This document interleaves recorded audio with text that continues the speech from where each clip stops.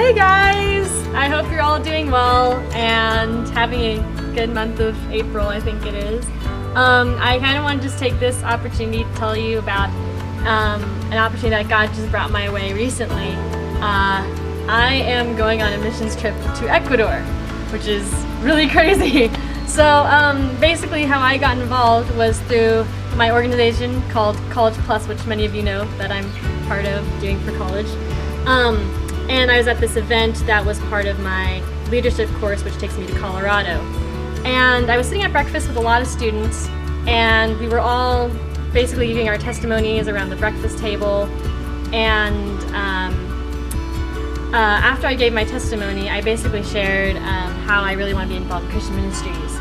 And one of the guys looks over at me and he says, "Hey, you should go to Ecuador."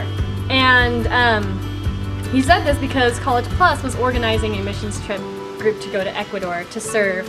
Basically, it's they're serving kids there, kind of like a VBS kind of program.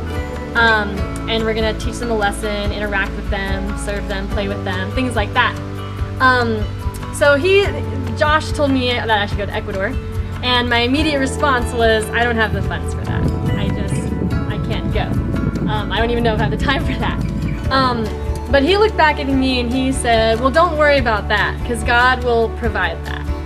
If he wants you to go, he'll open the doors and he'll give you what you need, you know, for his glory. And so I thought, okay, I'll pray about it, think about it, and I told him I'd get back to him later. So I did think about it for pretty much the whole day, thought about it. And at one point, I just kind of brought it before the Lord, and I was like, I just was sitting there, and I was just thinking, God, what do you want me to do? I have no idea if I should do this. And then the song that came to mind was Everlasting God, which talks about God's power and God's strength and his might. And it reminded me that, okay, if God is sovereign, and nothing is impossible with him, then I should just trust him in whatever doubts I have, whether it's like my time, how does this affect my job, like do I have the money for this, whatever I had, God was going to take care of. And I just felt like he was just calling me to take that step of faith and trust him, even though I didn't have all the answers for this trip yet. So I did, I signed up, and now I'm getting ready to go. So, I would love for you guys to be involved in this as well. I do have a financial goal that I need to meet. It's $2,110 for me to go. That includes plane tickets, confirmation in going, and passport expenses and things like that, lodgings, all that stuff.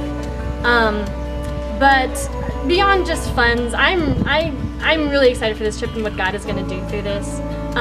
The biggest thing that anybody can do is just pray. I would love to just gather up prayer partners for this, and just ask that you pray for the kids, for the translators even that we're going to be interacting with, that their hearts would be open to the gospel message, and for the team, that our hearts would be open to God's calling, his leading throughout that trip.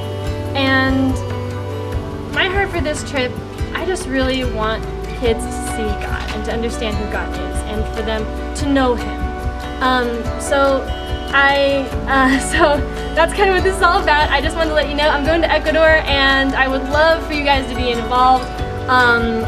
Please be praying. That's my number one request. Pray for me, for the kids, for everybody involved in the missions trip, and I'll pray for the things that we need.